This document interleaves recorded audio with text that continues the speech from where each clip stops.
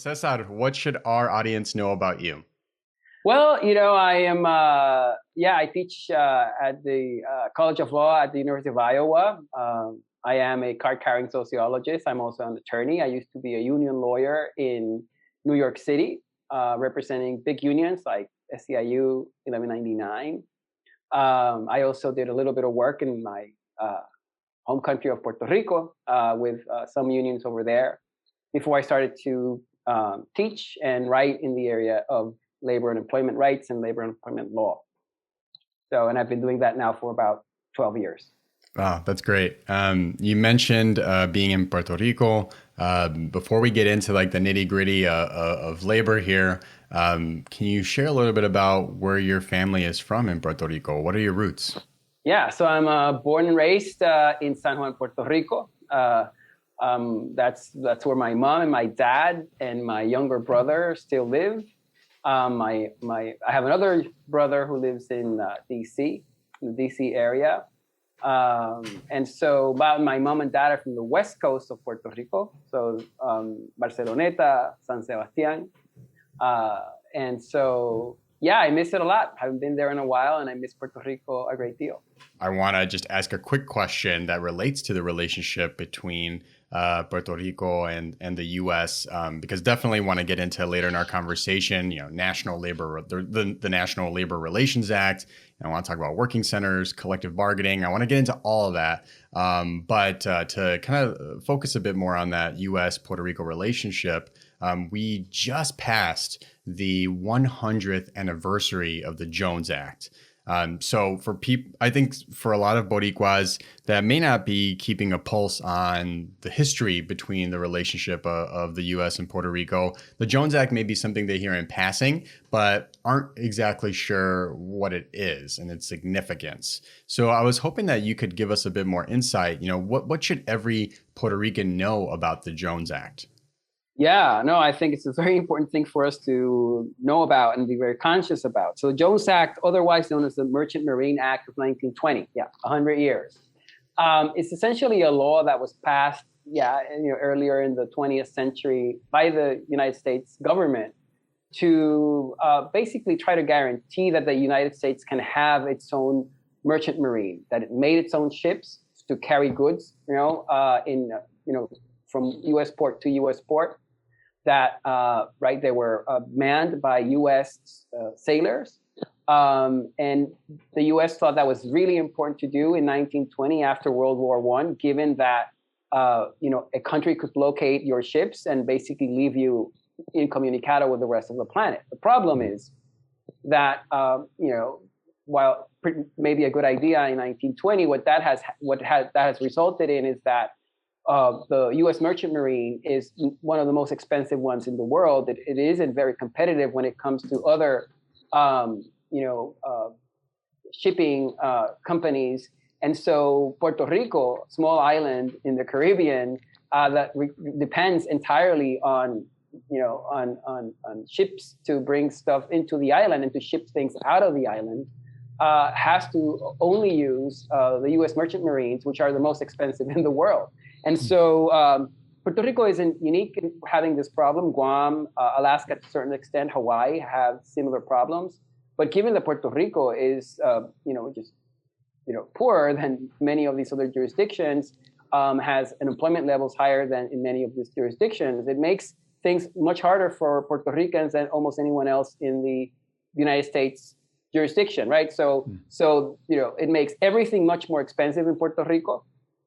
Right, and it also makes things that we make in Puerto Rico that we want to transport to the United States also more expensive. So that makes Puerto Rico not a very good place for you to manufacture things to sell to the U.S. And it's a pretty bad place for you to buy things if everything is going to be more expensive. So given the fact that so there has been, so this is the fight to get rid of the Merchant Marine Act or the Jones Act, over Puerto Rico has a long history. But I think, especially since we've been, and by that I mean Puerto Rico has been in a depression since more or less 2006. This is one of those things that could pretty much ease a lot of pain if Puerto Rico could start to use ships from other countries that would reduce the price of things substantially. Just to let you know, it costs twice to send something from New York to Puerto Rico than it would cost from New York to Jamaica using any other company. So that's how where we are right now with this Merchant Marine Act of 1920, otherwise known as the Jones Act. No, that was really helpful context. So just kind of thinking of a couple of examples here on the import-export side. So if we have to use U.S. ships in order to import-export goods, that would be why on La Isla, a gallon of milk might cost exponentially more than it would here in the States. Correct? Exactly. Right? So exactly. Even so, it's an interesting example because a lot of the milk that we consume in Puerto Rico is actually produced in Puerto Rico, right? So you would think, at least there it wouldn't be a big hit. Actually, it is a big hit because all of those farmers and their cows, they have to import the grain and they have to import the fertilizers that used in their farms. All of that comes from U.S. ports, mostly from Jacksonville. And it increases, their overhead. And so at the end, we end up all paying more, even for those things that we produce in Puerto Rico and consume in Puerto Rico. Which it makes it incredibly difficult for hardworking families that are trying to make a living, that, thinking of something like Hurricane Maria, where people needed access to groceries, goods.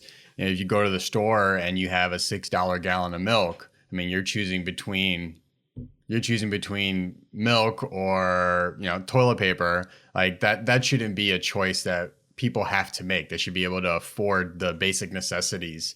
Absolutely. And, especially with paychecks being just so much smaller in the island. I mean, this is I think this is a real issue. Do you know what the minimum wage is there? I know here in the United States, depending on what state you go to, there'll be a different minimum wage. Are you familiar with what the minimum wage is right now on La Isla? I'm pretty sure, although I haven't, you might need to confirm this number, but I'm pretty sure it is the U.S. federal minimum wage. So right now it's $7 whatever the hour. Oh my gosh. Wow. Yeah. And it used to be lower, right? It used to be in the 90s, there were exceptions. So Puerto Rico could actually pay less than the federal minimum wage, but it is around 7 something. Which makes it extremely difficult. I mean, here in Chicago, we're slowly getting up to $15 an hour.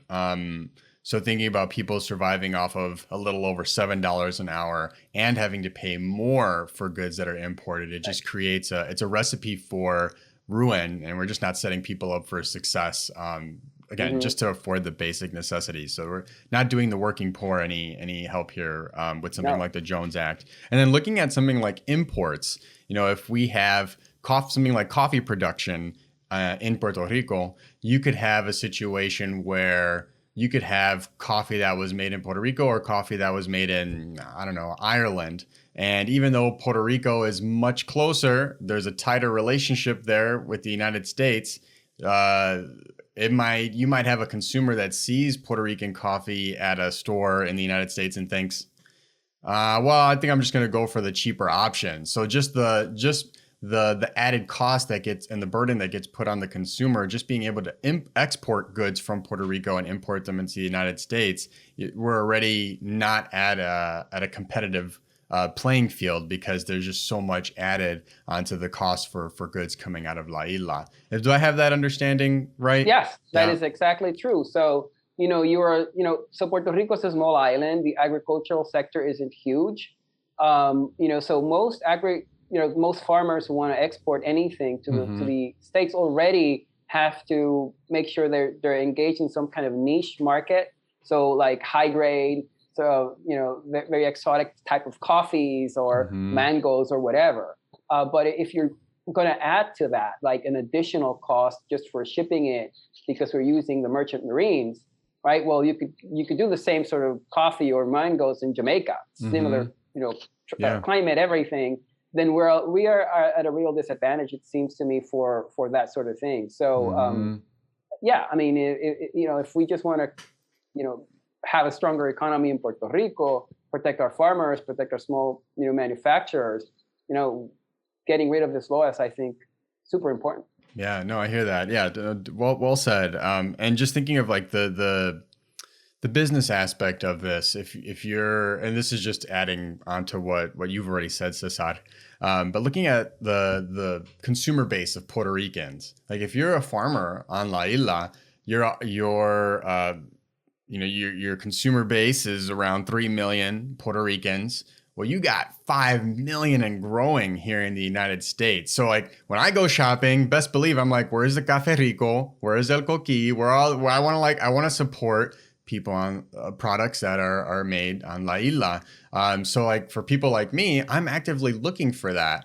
And you would hope that, there would be policy in place that allows for hardworking men and women, hardworking people on the island to actually make a living off of the hard work that they're putting into their products. And with a potentially untapped consumer base here in the United States, it just makes it that much harder for a small business or farmers or what have you on La Isla to be successful because they're already working at a disadvantage.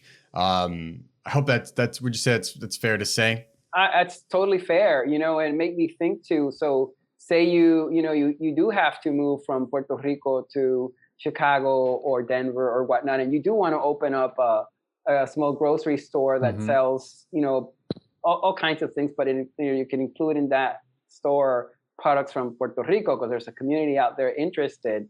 They're going to be competing with, the stuff that comes from maybe other Latin American countries too. And we have this added cost to it. So, so general grade coffee from Puerto Rico might cost like gourmet prices, right? And I think that's just patently unfair. Yeah.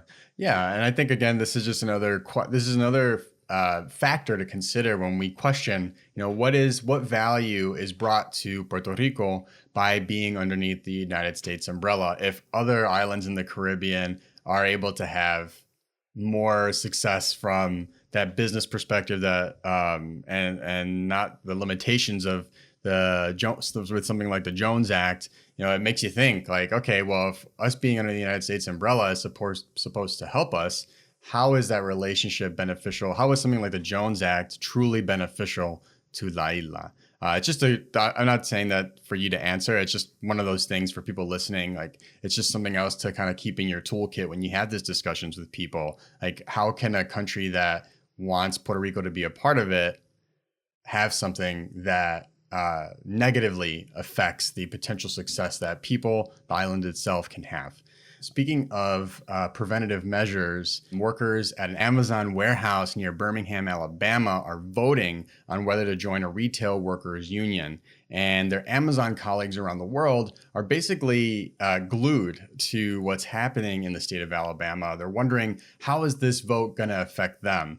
Is it going to be a yes vote? Is it going to be a no vote? And I wanted to get your thoughts specifically, not necessarily on the nitty-gritty details of the unionization efforts in that Amazon warehouse in Birmingham, but more around the recent comments made by President Joe Biden, essentially throwing his voice in support of unionization efforts across the country. And in his tweet, he specifically mentioned Alabama. Didn't say Amazon specifically, but he did mention unionization efforts in Alabama in the same messaging.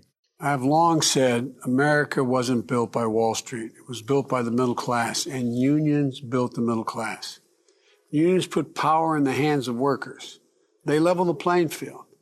They give you a stronger voice for your health, your safety, higher wages, protections from racial discrimination and sexual harassment. Unions lift up workers, both union and non-union, and especially black and brown workers. I've made it clear when I was running, that my administration's policy would be to support unions organizing and the right to collectively bargain. I'm keeping that promise. You should all remember, the National Labor Relations Act didn't just say that unions are allowed to exist. It said that we should encourage unions. So let me be really clear. It's not up to me to decide whether anyone should join a union. But let me be even more clear. It's not up to an employer to decide that either. The choice to join a union is up to the workers, full stop. Full stop. Today and over the next few days and weeks, workers in Alabama and all across America are voting on whether to organize a union in their workplace. This is vitally important, a vitally important choice as America grapples with the deadly pandemic, the economic crisis, and the reckoning on race. What it reveals the deep disparities that still exist in our country. And there should be no intimidation, no coercion, no threats, no anti-union propaganda. No supervisors should confront employees about their union preferences. You know, every worker should have a free and fair choice to join a union. The law guarantees that choice. And it's your right, not that of an employer. It's your right. No employer can take that right away. So make your voice heard. God bless you all, and may God protect the workers and their families who are trying to figure out how to make it fairly. Thank you. Okay, so some strong words from the president there. And we were talking before we started hitting record, before we hit record, Sasad. This is a big deal. I mean, to hear this from a sitting president, I am not a presidential historian, but I cannot remember or hearing or seeing a sitting president throw their voice and their platform behind unionization efforts. Now, I've heard of presidential candidates, presidents being in support of unions, but I don't think I've ever seen or heard of a president actively weighing in on the unionization efforts within a particular state or for a particular company. So just curious to hear from you, like, how big of a deal is this? No, I think it's a huge deal, and it's a huge deal. It's also, it's too bad that it looks so different and new, because that was exactly, or actually in a much larger way, what FDR, Franklin Delano Roosevelt, did in the 1930s when the U.S. Congress passed the Wagner Act in 1935, the National Labor Relations Act. And the word on the street was, the president wants you to join the union. And what the President Biden said there is absolutely correct on the law, right? So it is the employees, the workers' choice to join or not to join the union. And under the law, while employers do have a right to free speech, they can't make any threats to the employees. And unfortunately, right, courts and even the National Labor Relations Board has interpreted that language about threats very narrowly. But almost any time an employer speaks to a worker about union and it's negative, it sounds a lot like a threat to me and to most workers. So I think it's huge. Now, the context is really important, right? This is a union organizing in one of the most important, if not the most important industry today in the United States, which is big tech. And while many of us think that big tech is basically, San Francisco and all the software people up there making a lot of money, in front of a computer, actually big tech includes, armies of rank and file workers in warehouses like these ones, right, and driving trucks and all of that. And so it's huge because that is a non-union industry that now, right, we're facing the possibility of a significant union organizing campaign.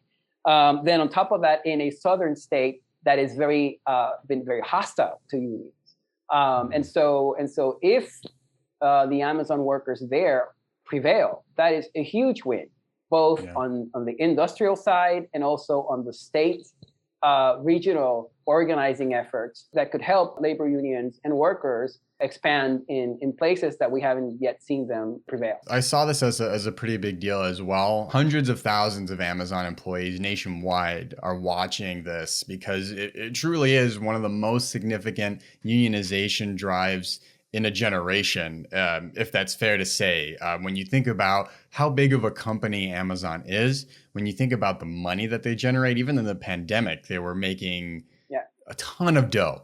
And yes, maybe some of these warehouses, they pay a little bit above minimum wage, but in a lot of cases, you might have a situation where workers might want, or politicians may demand that Amazon warehouse pays above living wage, and Amazon might come and say, and they've done this before, okay, yeah, we'll pay a little bit above a minimum wage, but we're going to take away some of these other benefits. So really, it's like Indiana Jones in that first Indiana Jones movie. You're just swapping one thing out for another and not really making progress. So you might get a little bit of money added to your hourly wage, but maybe you're going to lose some of that healthcare benefit. Maybe they'll take away a little bit of your vacation leave, your PTO leave.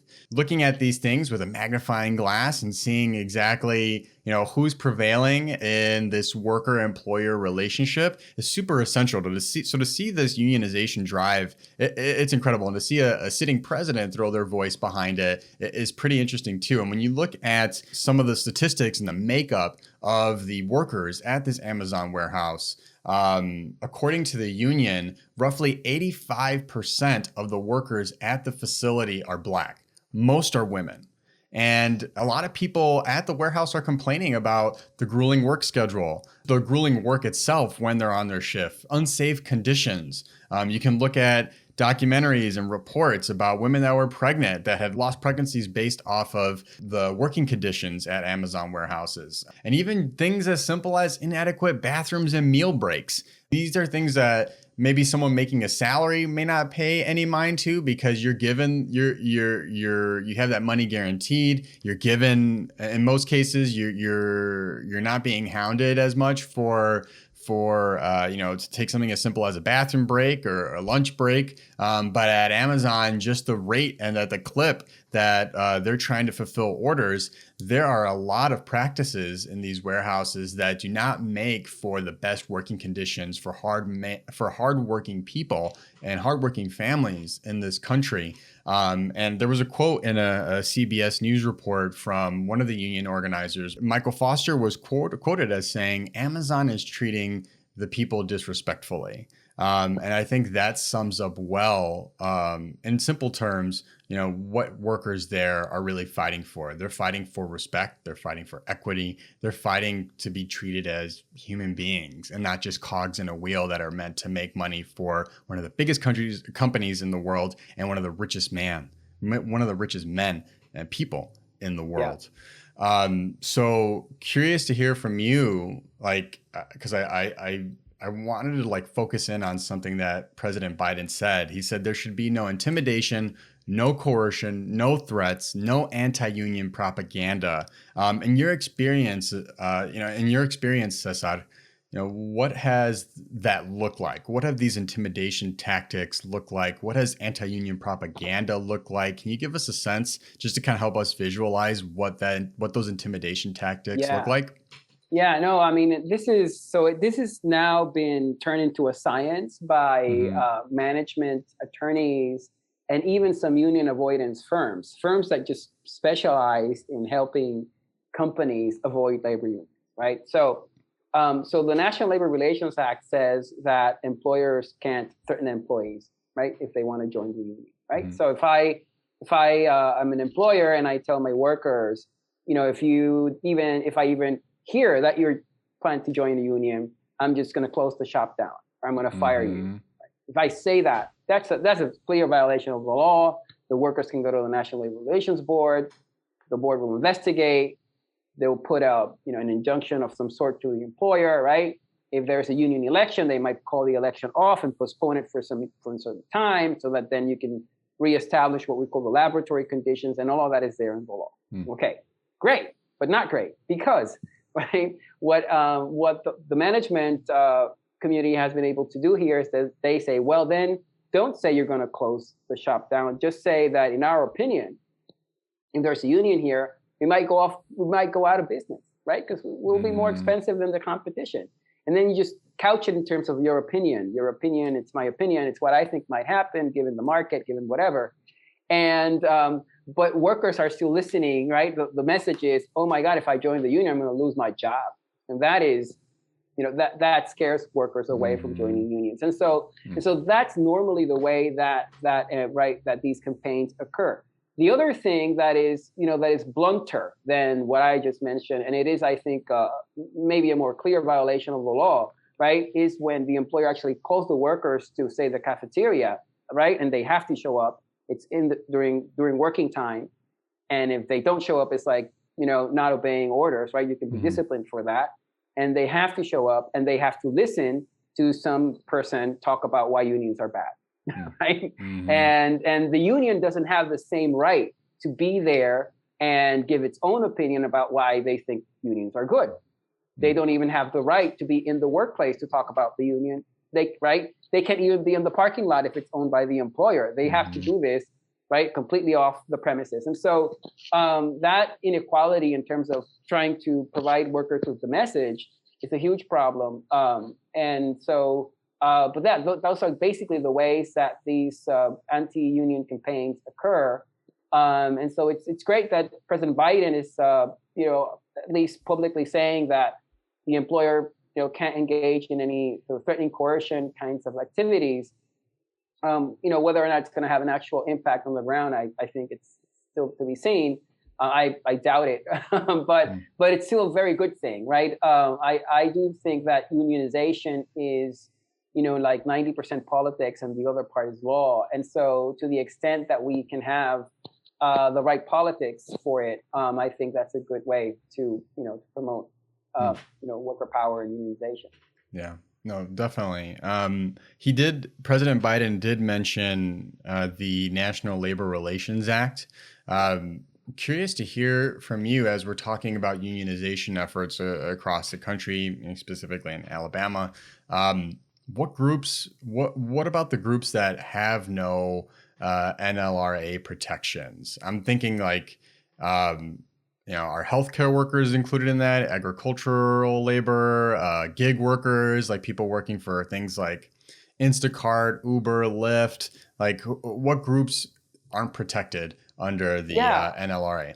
So the NLRA is supposed to cover most workers of the private sector, right? So it excludes public sector workers, and the assumption is states, through their state labor laws, can protect those workers and should protect those workers. But we're going to focus on the private economy where there's interstate commerce. That's where Congress can actually get involved in. So,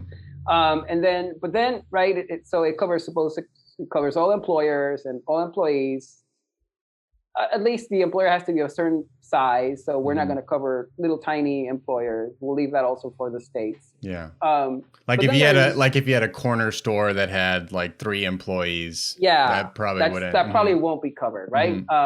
It depends how much money they make, and there's also like number of employees they should have, and it might change a little bit from administration to administration. But we're concerned about the bigger employers, and so now. What's interesting is that there were some exclusions included in the NLRA in its origins, among them domestic workers and agricultural workers. Those exclusions have nothing to do with anything except the fact that Southern Democrats, the Dixiecrats, wanted their plantation type economy not to be touched by this law. And so, they're mostly Black workers, right? In agriculture, there were their workers, right? The federal government shouldn't get involved here, and they shouldn't be unionizing. And the same thing with domestic workers, like don't touch my castle, my family, whatever, right? And so to this day, we still have those exclusions in the law. The other thing that the law excludes are independent contractors. That was put in place in 1947, and the history behind it is also very interesting. But now we have this sort of independent contractor exclusion. So what that has created is that we have agricultural workers who are not covered by the National Labor Relations Act, right? And so in order for you to unionize in agriculture, you need coverage under the state law, or you need to do it without any legal protections, which is really difficult given the fact that the work there is highly oppressive, and the workers are subordinated in 10,000 different ways, right? So that's one huge problem. You mentioned healthcare. So most healthcare workers, I don't know if most, a lot of them are covered. There are certain limitations on how you can strike if you are a hospital worker. But when it gets trickier is in home health work, right? Because some of those home health workers are classified as independent contractors, so they're not included. or they're classified as domestic workers, so they're excluded, right? And so while there are unions of home health aides and home health workers, unions have only been able to do that through sort of highly, very interesting, very complicated campaigns where you create something called the employer of record, which is normally a state agency, and then and if you can make that agency be sort of separate from the government, then you can do it through the NLRA. So it's complicated. There are some of these employees are covered, but many of them, right, they remain basically without unions. The gig workers, the thing is that these tech companies are saying that these workers are independent contractors, which is a complete lie, right? So independent contractors is the plumber that you bring home. You know nothing about plumbing. They know everything about plumbing. They tell you, I'll fix your faucet for $300, and you're very happy they're doing that because you would never be able to fix your faucet, right? This is different, right? So this is, you have to join my app. I will tell you who to pick up. I will tell you how much you're going to get paid. It might change from morning to night. If you don't pick up the certain amount of people, I might actually give you less clients or farther away clients. I have huge control over what you do. The difference is that you're using your own car, and you might be able to, work at night or at night, in the morning, and don't actually have a supervisor giving you your schedule. But otherwise, the control exerted over, I'm here thinking about Uber, right? Instacart, the places you were mentioning, huge control. So this argument has been made, the argument that they're not employees, that they're independent contractor, has been tried in the UK and Europe. It's going nowhere. It's actually had some roots here because mostly Republican NLRB members and I don't want to be partisan here, but that's true. The politics are that they have been sort of parroting the same thing that these companies are saying, even though it has no basis in the law. So we do expect that under the new administration, we're going to see a change in this regard. But I do think that we would need something more permanent in the law to say that these workers are in fact employees, so that we can sort of not have to be always changing, our view about this with the change in government administration. I brought this up in my intro on a few episodes, and I've slipped it in here when referencing Bad Bunny's participation in WWE events. I don't know if you're keeping up with wrestling news. I haven't watched wrestling in a long time, and I'll tell you why in a second. But for context, Bad Bunny performed at a pay-per-view. He's a big wrestling fan. They ended up setting it up so he won one of their titles, and I think he's going to perform at WrestleMania in like a competition. So I say all this because I brought that up because, of course, one of the biggest artists in the world, he's Boricua. So we reference that on the show when we do our little news rundown. But I've made this point when I bring up that news, I think that's a fun story. I like seeing someone live out their dream, especially if they're a part of that fandom. I used to watch wrestling a lot growing up. And then I learned that wrestlers are treated as independent contractors. So to your point, Cesar, like with your Uber example, like they are put in contracts where they can't perform for other wrestling promotions. They'll have to pay out of pocket for a lot of their own benefits. If some wrestlers were to get injured while performing for a company like World Wrestling Entertainment, the time they're off can, like, let's say you're out on injury for 2 months, will get added onto their contract. So they'll be locked into an even longer contract than when they came in. And things like media appearances, what they can and can't do on and off screen is hyper controlled by that company. And I've said on this show that I don't even want to watch wrestling until there is a wrestlers union. So to hear you saying how, difficult it can be for independent contractors, especially not having this protection under the NLRA. I mean, it just feels like an uphill battle for workers just to be treated with the respect and dignity that they deserve. And watching something as silly as wrestling, sorry for any wrestling fans, I don't think it's silly. They're awesome athletes. But like something as simple as watching something like wrestling, we don't really think about the inner dynamics of what the workers are put through. And these men and women are putting their lives their bodies on the line to entertain us, just like Uber drivers are. We've seen carjackings here in Chicago of Uber and Lyft drivers drivers being attacked and their cars being stolen. You know, where are the protections for them? It's not like it's just some one-off job, like you said, calling a plumber in and having them work on your faucet or your toilet, shower, whatever. Like, there are some dynamics here that we're not considering the brevity of just what we need to include in term from a policy perspective that actually puts workers first, and puts them on an equal playing field with their employers. Because I think it's fair to say, I mean, we have people here that are seriously being taken advantage of by a lot of these Silicon Valley companies like Amazon. So connecting this to, you know, the unionization efforts in Alabama, if this is a yes to unionize this warehouse, the ripple effect that could create in Amazon warehouses across the country. Same thing with my example with World Wrestling Entertainment. If those workers were to unionize, these are $1 million, billion-dollar companies. You know, if workers unionize, you know, this argument that, well, the company will shut down is such BS to me, says Saad. When you're making millions and billions of dollars, you can raise people's wages. You can give them benefits. There's no reason. Absolutely. There's no reason why an executive in Wall Street is having a $1 million bonus and people working in a warehouse have to scrape just to make it by from one paycheck to the next. So let's talk a little bit about collective bargaining 101. We're going to put that that PhD to use here. Collective bargaining 101. Take us through this little mini course. You've touched on this a few times in our conversation, Saad, but can you give us like the rundown? You know, what is collective bargaining? You know, how is it important? Why is it important? Yeah. So, you know, collective bargaining basically is it's an institution. It's a thing that we can do, right? That it's protected by law, where workers can come together, right, as a group. And by group, I mean 2 or more, okay? And they can, in order to discuss with management, with their boss, their terms and conditions of employment, in a way where they can also reach agreements on how to change those terms and conditions of employment in ways that might better benefit the workers, but also, because we're entering into an agreement, might also benefit the employer, right? Mm-hmm. And so, you know, it's basically a way of giving workers a say in their workplace.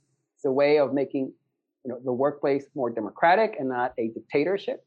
And it's certainly a way, given that these are protected rights, a way of giving workers certain power, right? Mm-hmm. So we tend to think that we all have to obey our boss, no matter what they're saying, what they're saying. That really the only recourse we have if we don't like what we're being told to do is we have to quit, right? It's employment at will. We either stay or we go, but if we stay, we have to obey, like a good servant.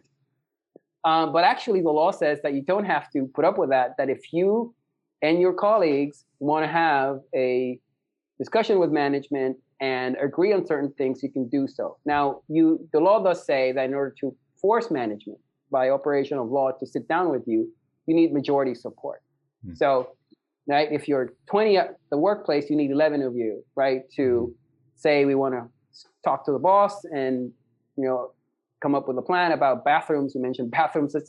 Interestingly, bathrooms is one of the historically most important issues of class struggle, believe it or not, right? Just the bathroom break, the place where you can go. That reminds me of, didn't mean to interrupt you, but just for people listening, a good example would be something like the migrant farm worker movement with Cesar Chavez and Dolores Huerta. Like, you had migrant farm workers that were picking the produce that we enjoyed around the dinner table for years, and many people, there weren't even bathrooms, like outhouses, porta potties provided to workers to even just take that break. So where do you go to use the bathroom? Right? Like, it's something as simple as that maybe we take. And for guys, that might be easier to deal with than for women. But when it's women, it's actually could be dangerous. Yeah. And so, like, yesterday I discussed with my students a case about urinary tract infections in a workplace because, you know, the women weren't given proper sanitation facilities. So, so I think that's basically what collective bargaining is, right? And the union is just a group that you form to be able to engage in this thing that we call collective bargaining. at one point in U.S. history, 40s, 50s, a third of all workers were under a collective bargaining agreement. Now they were mostly white workers, right? So we've had a problem with the way that this law has actually been able to impact workers of color and women, and there were mostly men too. But that said, that third under a union contract had a huge impact not only on their own families, but in other families, because other employers would try to copy collective bargaining agreements in order to remain competitive and also to evade the union from organizing their workplace, right? So the union contract became the model. Now today it's 6%. At 6% density, 6% of U.S. households, right, of 6% of U.S. workers are under some kind of collective bargaining agreement in the private sector, right? And when I said a third, that was also the private sector. 6%, now you're not the model, you are the exception, right? And when you're the exception, you start to look like you're too expensive, you are asking for too much, like nobody has these kinds of rights, and that just doesn't help workers generally to uplift themselves and actually remain as part of the middle class, right? So, and I think we have to be very clear, and it is not controversial that when I say that unions are what created the U.S. middle class. And without unions, we actually do not know how to maintain a middle class. We just do not know how to do that. Yeah. No, well said. I mean, and I'm glad we're having this discussion. I'm very proud to be here in Chicago, like the birth of the labor movement, going back to the Haymarket riot. So, again, just some kudos to you. Appreciate you letting me sit in your classroom here and dropping this knowledge. I did want to pose to you a counterpoint that I'll hear sometimes from people in my conversations with union organizers when they're trying to convince somebody on the importance of joining a union or voting yes to unionize. And I'll actually use this quote from one of the workers at that same Amazon warehouse in Birmingham, Alabama. This person was quoted also in an NBC News report. They weren't named, but they were quoted as saying, "I do not see a point in paying somebody to do something I am fully capable to do myself," and that being advocating. What would you say to somebody that said to you, if you were trying to explain to them the importance of unionizing? What would you say to somebody that said, "Why am I going to pay extra money to a union? That doesn't seem like it benefits me at all"? Yeah, so I think I have two thoughts about that. The first one is that, while we can all individually be very, very skilled, right, in how we negotiate things with our boss and advocate for ourselves, right? And that, and that worker might be totally true. He or she is the most skilled advocate of him or herself, miles around her. But, it's not the same, right, when you are using those skills representing just yourself than when you're representing, everyone in the workplace, right? Because when you're representing everyone in the workplace, you can also put pressure on the employer, right? So, you want fair scheduling, right? We want to get our schedule. I don't know exactly what all the issues are, but some of them deal with their scheduling, I'm sure, with overtime, right? And they want to have some rules about this. It's different for me to do that on my own, right? And then if the employer says no, again, I can just leave, and maybe the employer, might be a little bit hurt by that, but it's not going to be the same if we all leave, right? If we all decide we're going to strike against the employer. And so I think that the power of collective bargaining and the union is that collective power. And so that's one thing. The other thing is that, these dues that isn't a service. So some unions, for sure, right, structure themselves as if they were a service provider, okay? Like you're buying representation, I'm going to provide representation to you. To the extent that's the model in Alabama, then I think I probably might agree a little bit with this worker. That is not the way that unions should be doing their business, right? So that fee that you're paying is to be able to do the work of your collective activities, right? To be able to if you have to go on strike, to have a strike from, if to put the placards, in order to have radio programming to talk to the workers about the union. That costs money. It doesn't come from nowhere. And so it's a way of pooling resources to do this work. And it seems to me that at least generally speaking, right, pooling all of those resources to advocate for someone is much more powerful than doing it individually, right? So now maybe the worker thinks otherwise. Like, that worker has the right to then, up not to vote for the union, and that might be the end of the story. But I think the experience might teach many of us otherwise, that it's much better to go in with a group than to go it alone. Yeah, no, definitely. And I think, looking at, you've touched on this a few times here too, Cesar, but, things like the 5-day work week, 9 to 5 work schedule, access to bathrooms, breaks, like those are all things that wouldn't have been possible if it wasn't for people unionizing. As an individual person bargaining for that. No, that came out through group collective activity. Yeah. Absolutely. Yeah. So shifting gears a little bit, we're now a semester in. We're almost at finals here as we wrap up our discussion. I wanted to ask you specifically about worker centers. What should we know about them, and how can they help non-unionized workers? No, worker centers are very important, and that's so. As I said, I was a union lawyer in New York. I teach traditional labor law, but I've gotten very interested in this other thing called worker centers. So worker centers are not unions. So what are they? Worker centers are community groups. They're community groups, but they're community groups that get involved mostly or mainly or just completely, right, on workplace related issues. Okay. And so one big difference is they don't go to the workplace and organize the workers in one workplace to sign up for the union to bargain with management over terms about anything. That's not what they do. Okay.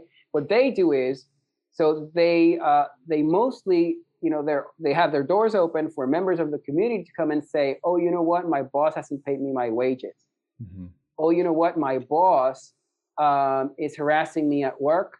My boss wants to sleep with me. My boss, right? So they start to articulate what are the problems that they have at work. Most of the time, they're organized in the worker centers are found in low-wage worker communities. A lot of them are mostly immigrant, and most of them, I would say, or a huge part of them are undocumented workers who come to the worker center, right? So they also have immigration issues and other things. And so what the worker center does is it gets community support.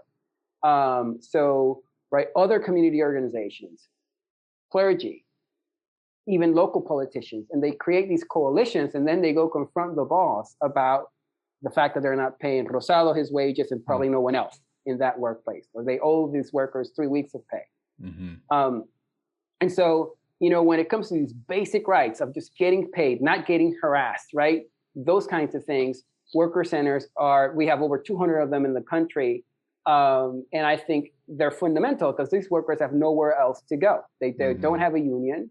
Many times they don't speak the language. They might not have documents to work in the country. And so they are pretty much very scared and lost. And so worker centers are really filling a huge gap.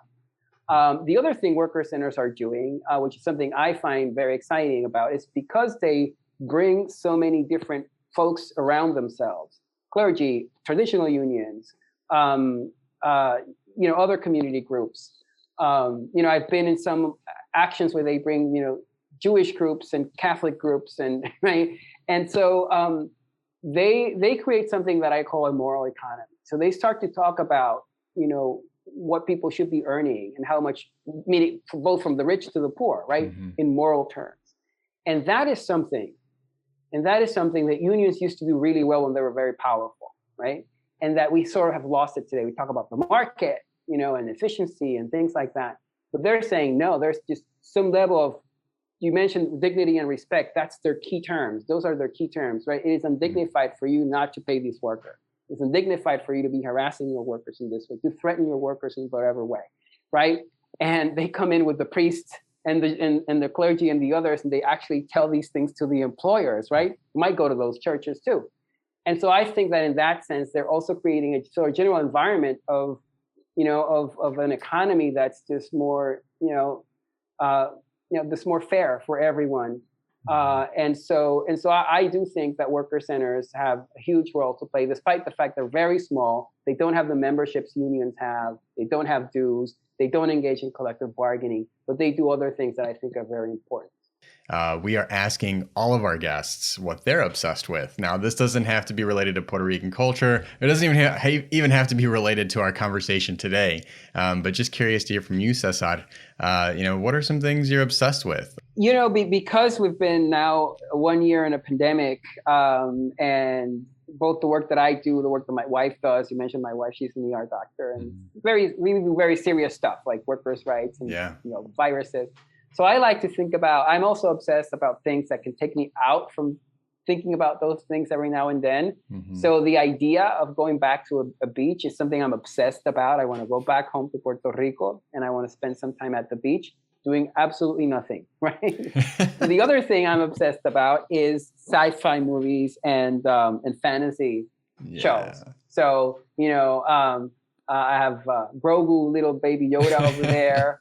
I watch, I've been watching now The Avengers with my sons. And I got into this show. I just binge watched it, The Expanse. Now, The Expanse is sci-fi, but I would say it is less than Star Wars, and it's not totally fantasy. Like it is a critique of our own society, and like seeing a capitalist society 300 years into the future with the same problems, just with much better technology.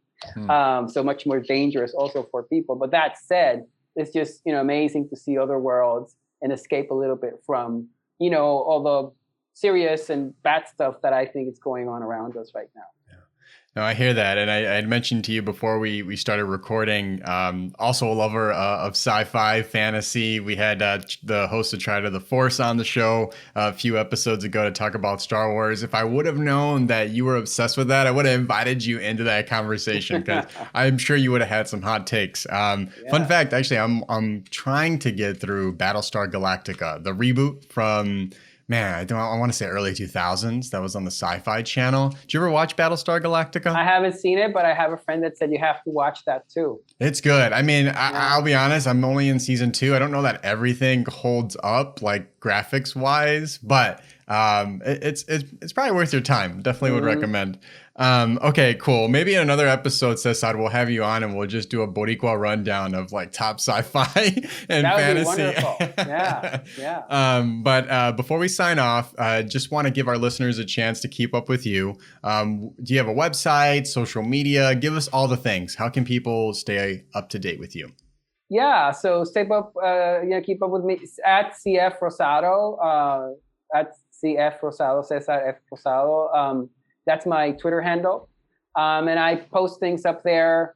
Most of the time, they're pretty serious things dealing with labor issues, but sometimes also about Puerto Rico. I recently, posted something there about this law that was the bill in the House regarding Puerto Rican statehood. So I think AOC's one is a little better, or much better. So I have that. And so I would say that, and there are also links to my Iowa College of Law website with papers and other things that are sort of more professional. In terms of worker centers, the Center Worker for Justice in Iowa is an extremely good worker center for agricultural workers, and Arise Chicago here in Chicago is fantastic for urban workers in most of the retail, restaurants, and that sort of industry. So, yeah. Right on. Okay. Well, Cesar Rosado Marzan, thank you so much for being on the Paseo podcast today. Thank you for having me.